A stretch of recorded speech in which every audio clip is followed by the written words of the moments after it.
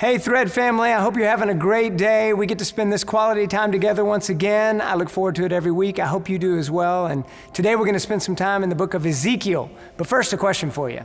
Have you ever felt like God was calling you to something that was completely impossible for you to do? Like there was no way you were going to get it done on your own? Well, there's good news and bad news there. The bad news is if God's calling you to it, it's absolutely impossible for you to do on your own.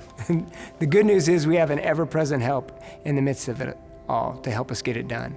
So Ezekiel is a prophet of God, and he's got a very difficult assignment, a harsh message to deliver to God's people, not the pleasant assignment.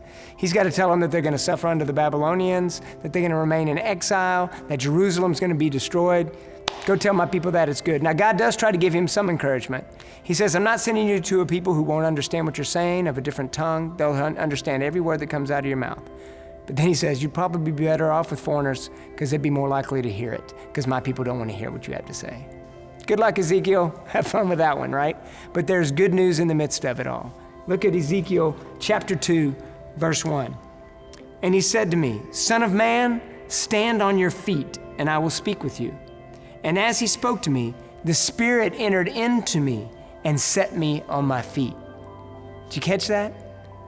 He said, stand on your feet and I will speak to you. And as I speak to you, as God spoke to Ezekiel, the Spirit entered Ezekiel and lifted him on his feet. He didn't do it under his own strength. He didn't do it in his own power.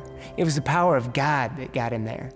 And we see this throughout the book of Ezekiel and in these first three chapters. Again, in chapter 3, verse 14, the Spirit lifted me up, the hand of the Lord being strong upon me. And then at the end, the Spirit lifted me up at the end of chapter 3. It's just constant reminders of whose strength this is being done in. It's not in Ezekiel's. It's in God's strength. Take this show, for example. When Virginia and I started the Thread in 2016, we had no clue what we were doing. Yeah, we knew TV. We'd been on TV before. We had no idea how to put a show together like this, how to do a show like this, how to glorify God in and through a show like this. And every time we fell flat on our faces, God lifted us up and supplied a way. His strength came through when ours was done. In fact, His Spirit was able to work a lot stronger when we were out of the way and flat on our faces. God supplied the strength. And we see it throughout the Bible, right? How about Moses? Moses is like, I don't speak real well. I can't do it. And then all of a sudden, the Spirit of God gets in him and leads him, and he's speaking like Charlton Heston. Let my people go, right? I mean, it's throughout the Bible. God strengthens his people. Joshua, be courageous. I'm with you everywhere you go. And Joshua was what? Courageous in the strength and the Spirit of God. You know, Richard Beck has a book called Trains, Jesus, and Murder, The Gospel According to Johnny Cash. And in it, he talks about the song, I Walk the Line. And Johnny Cash had always wanted to do gospel music at Sun Records, but Sam Phillips wasn't down for that.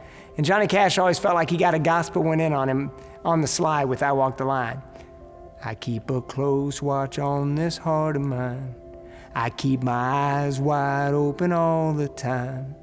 I keep the ends out for the tie that binds, because you're mine. I walk the line. It wasn't talking just about being with a spouse and partner. It was talking about walking the line with God. But Merle Haggard had an interesting observation. He said, it's kind of ironic that Johnny Cash sang I Walk the Line because he never walked the line. He was falling this way and that way and stumbling this side of things. And the truth of the matter is, don't we all? We all miss the mark. We all fall short. But Beck points out in the book, it's not Johnny Cash that walked the line. Jesus walks the line for us. He came to earth and walked the line for us because he knew we couldn't do it on our own. He knew we couldn't do it on our own strength. The word used, the phrase used to address Ezekiel throughout the book, Son of Man, it's used 90 times. And in its simplest form, all it means is you're not a God, you're human. You're basic humanity. That's what it means. Any idea what the most common phrase Jesus used to describe himself in Scripture? Son of Man. He never wanted us to forget that connection. He never wanted us to lose out on his humanity.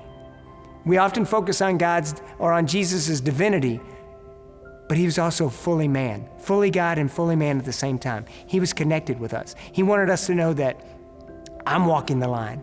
I came into this earth the same way you do.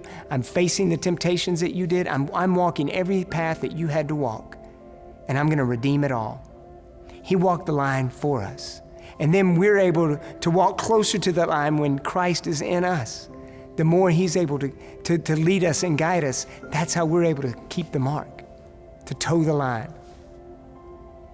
Jesus walked the line because he loves us. He loves us so much that he came to earth and took on all the suffering that we have to walk through and all the temptation.